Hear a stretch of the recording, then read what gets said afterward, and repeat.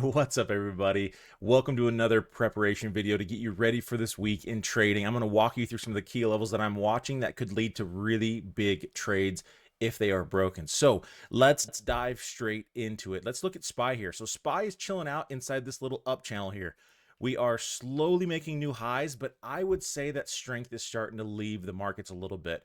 The last few trading days have been a little bit odd in the sense that this just kind of seems like it's squeezing bears out, hit a profit target, finally made it above that 650 level, and then the bears stepped in super hard. So I would expect the markets to start to rotate back over, and it makes sense to test this trend line one more time. So if this ends up holding, we're going to bounce and probably work its way back to the midline. That's a type of price action I'm going to look at this week to see if that's going to play out or not.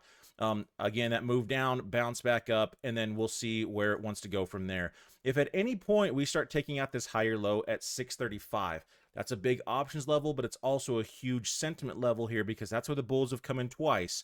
If we take that out, we are going to drop. And I would imagine 619 to 620 is going to be happening very, very quickly. So that level is going to open the floodgates to some strong selling on SPY this week if that's broken.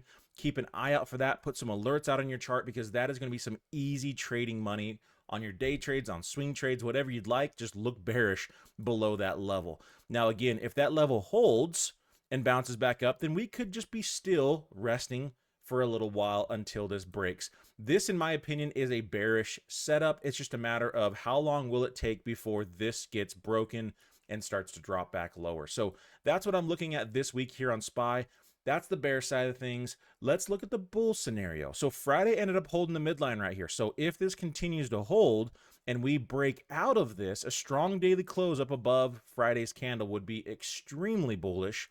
Then I would need to see a strong close and then a retest, and it'd be time to start buying some dips to potentially S-curve and work its way back higher here this week. So the line in the sand for the bears is definitely going to be that 652 mark. The line in the sand for the bulls is going to be that 634 mark. Keep an eye out for both of those areas because if they break, it could open the door for strong moves one direction or the other. It's just a matter of waiting.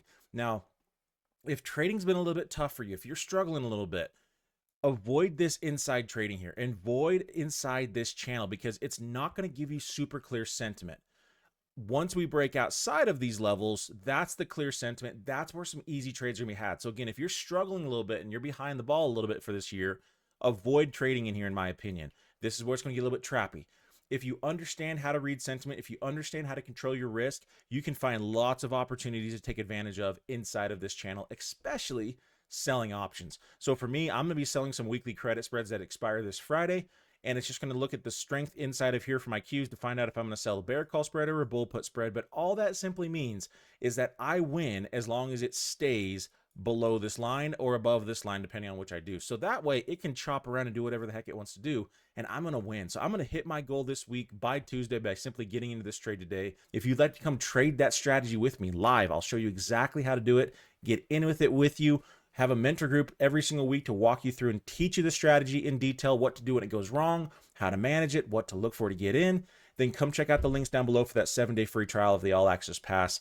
And I'll show you exactly this strategy because this strategy is designed to help you make consistent income. That's what I do every single week. And so whenever we are in this chop mode right here where people get beat up and they end up just losing a lot of money, I avoid all of that trading and I just sell options way out of the money to take advantage of theta on this chop and make easy money. And then when it breaks out of this is when I press the gas, day trade, swing trade, whatever, and make really easy money whichever way it decides to go. So that's my formula for trading, and it allows for a lot of consistent returns. So if you want to learn how to do that again, check out the links down below. But I hope this video helped you be a little bit more prepared for this week, my friends. There's going to be some inflation data coming out this week. There's a little bit of news, but really until we start getting outside of these ranges, it's not going to be moving a whole lot in my opinion. So we're going to see what it does, but just keep an eye out for this channel. A move down should be bouncing, a move up should reject, and we'll see if it actually plays through.